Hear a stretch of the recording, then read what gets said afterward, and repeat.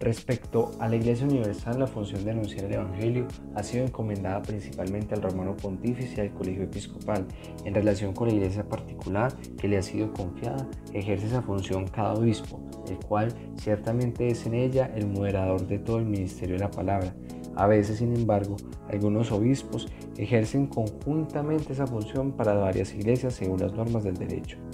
Es propio de los presbíteros como cooperadores de los obispos anunciar el Evangelio de Dios. Esta obligación afecta principalmente respecto al pueblo que les ha sido confiado, a los párrocos y a aquellos otros que se encomiendan a la cura de almas. También a los diáconos corresponde servir en el ministerio de la palabra, en comunión con el obispo y su presbiterio. Los ministros de los institutos de vida consagrada, en virtud de su propia consagración a Dios, dan testimonio del Evangelio de manera peculiar y son asumidos de forma adecuada por el obispo como ayuda para anunciar el Evangelio. En virtud del bautismo y de la confirmación, los fieles laicos son testigos del anuncio evangélico con su palabra y de ejemplo de su vida cristiana. También pueden ser llamados a cooperar con el obispo y con los presbíteros en el ejercicio del ministerio de la palabra. Debe emplearse todos los medios disponibles para anunciar la doctrina cristiana, sobre todo la predicación y la catequesis, que ocupan siempre un lugar primordial, pero también la enseñanza de la doctrina en escuelas, academias, conferencias y reuniones de todo tipo, así como su difusión mediante declaraciones públicas, hechas por la autoridad legítima, con motivo de determinados acontecimientos, mediante la prensa y otros medios de comunicación social.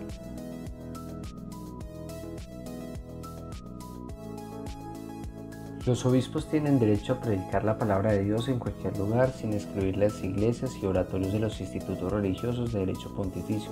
a no ser que en casos particulares el obispo del lugar se oponga expresamente. Los presbíteros y los diáconos tienen la facultad de predicar en todas partes, a no ser que esta facultad les haya sido restringida o quitada por el ordinario competente, o que por ley particular se requiera licencia expresa. Para predicar a los religiosos en sus iglesias o oratorios se necesita licencia de superior competente a tenor de las constituciones.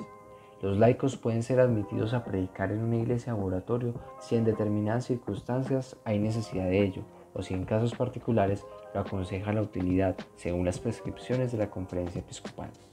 Entre las formas de predicación destaca la homilía, que es parte de la misma liturgia y está reservada al sacerdote o el diácono. En todas las misas de los domingos y fiestas de precepto que se celebran con concurso de pueblo debe haber homilía, no se puede omitir sin causa grave. Muéstrense solícitos los pastores de alma, especialmente los obispos y los párrocos, de que la palabra de Dios se anuncie también a aquellos fieles que por sus condiciones de vida no gocen suficientemente de la cura pastoral común y ordinaria o carezcan totalmente de ella. Provean también a que el mensaje del Evangelio llegue a los no creyentes que vivan en el territorio, puesto que también a estos, lo mismo que los fieles, debe alcanzar la cura de almas.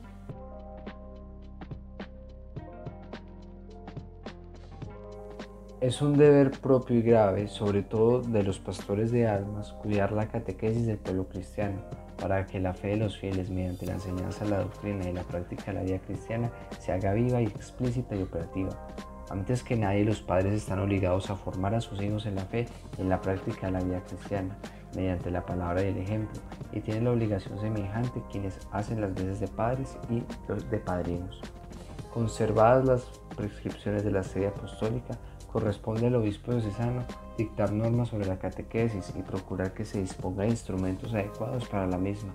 incluso elaborando un catecismo, si parece oportuno, así como fomentar y coordinar las iniciativas catequéticas. En virtud de su oficio, el párroco debe cuidar de la formación catequética de los adultos, jóvenes y niños, para lo cual empleará la colaboración de los clérigos adscritos a la parroquia, de los miembros de institutos de vida consagrada y de las sociedades de vida apostólica, teniendo en cuenta la naturaleza de cada instituto y también de los fieles laicos, sobre todo de la catequesis. Procure el párroco especialmente, teniendo en cuenta las normas dictadas por el obispo diocesano, que se imparta una catequesis adecuada para la celebración de los sacramentos, que los niños se preparen bien para recibir por primera vez los sacramentos de penitencia, Eucaristía y confirmación, mediante una catequesis impartida durante el tiempo que sea conveniente, que los mismos después de la primera comunión sean educados con una formación catequética más amplia y profunda, que en la medida de que lo permita su propia condición se dé formación catequética también a los disminuidos físicos o psíquicos,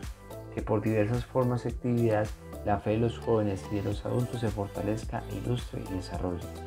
Cuiden los superiores religiosos y los de sociedades de vida apostólica que en sus iglesias, escuelas y otras obras que de cualquier modo les hayan sido encomendadas, se imparta diligentemente la formación catequética. Se debe dar la formación catequética empleando todos aquellos medios material, didáctico e instrumentos de comunicación social que sean más eficaces para que los fieles de manera apta, sea a su modo de ser, capacidad, edad y condición de vida, puedan aprender la doctrina católica de modo más completo y llevarla mejor a la práctica. Cuiden los ordinarios del lugar de que los catequistas se preparen debidamente para cumplir bien su tarea, es decir, que se les dé una formación permanente y que ellos mismos conozcan bien la doctrina de la Iglesia y aprendan teórica y prácticamente las normas propias de las disciplinas pedagógicas.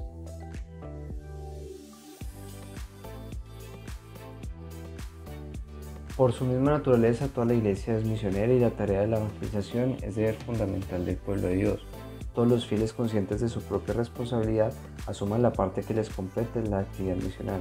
Corresponde al romano pontífice y al colegio de los obispos la dirección suprema y coordinación de las iniciativas y actividades que se refieren a la obra misional y la cooperación misionera. Cada obispo, en cuanto que es responsable de la Iglesia Universal y de todas las iglesias, muestra una solicitud peculiar por la tarea misional, sobre todo suscitando, fomentando y sosteniendo iniciativas misionales en su propia iglesia particular.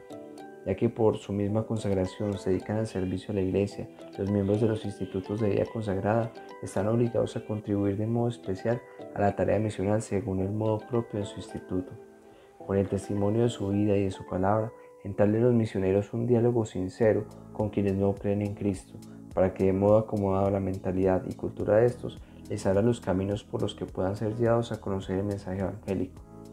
En los territorios de misión compete al obispo diocesano promover, dirigir y coordinar las iniciativas y obras que se refieren a la actividad misional, cuidar de que se hagan los oportunos convenios con los moderadores de los institutos que se dedican a la tarea misional.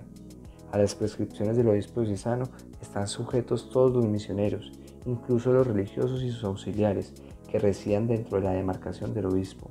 En todas las diócesis, para promover la cooperación misional, foméntense vocaciones misioneras. Destínese un sacerdote a promover eficazmente iniciativas en favor de las misiones, especialmente las obras misionales pontificias. Celébrese el día anual en favor de las misiones. Páguese cada año una cuota proporcionada para las misiones que se remitirá a la Santa Sede.